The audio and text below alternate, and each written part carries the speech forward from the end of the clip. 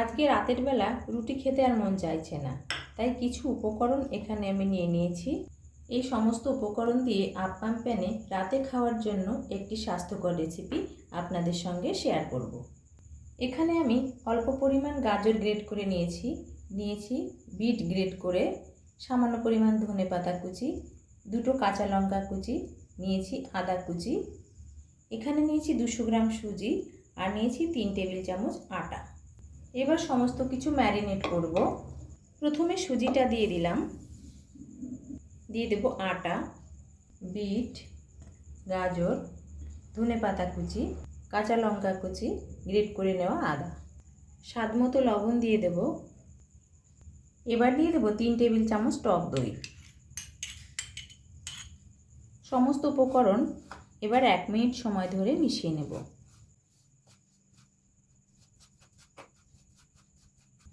এর মধ্যে 1 টেবিল চামচ চিনি দিয়ে দিলাম।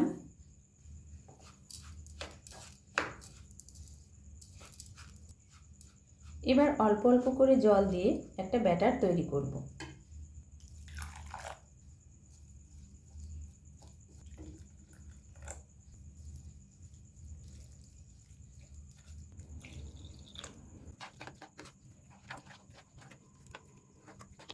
ব্যাটারটা কিন্তু খুব পাতলাও হবে না, আবার খুব ঘনও হবে না, এরকম একটা ঘনত্বের ব্যাটার আমি তৈরি করে নিয়েছি।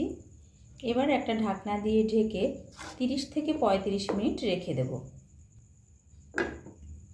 30 মিনিট পর ব্যাটারটা আবারও একটুখানি ম্যারিনেট করে নেব।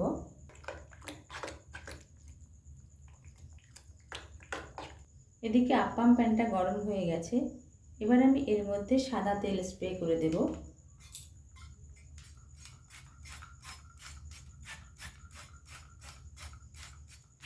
এবার আমি যে ব্যাটারটা রেডি করে রেখেছিলাম অল্প অল্প করে দিয়ে দেব।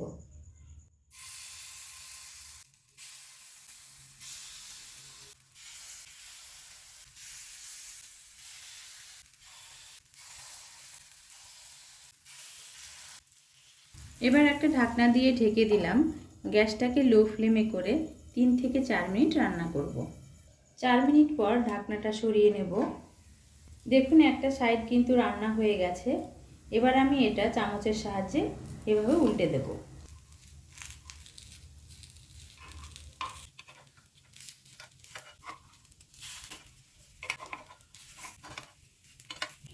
অপর সাইডটা রান্না হওয়ার জন্য একটা ঢাকনা দিয়ে 2 মিনিট ঢেকে রাখবো। 2 মিনিট পর ঢাকনাটা সরিয়ে নিচ্ছি। এবার একটা পাত্রে তুলে নেব।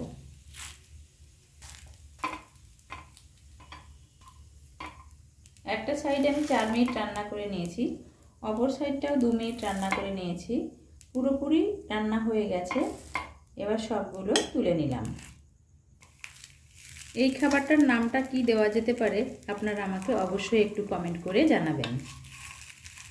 খাবারটা দেখতে যতটা সুন্দর হয়েছে তেমনই খেতে হয়েছে সুস্বাদু ও স্বাস্থ্যকর।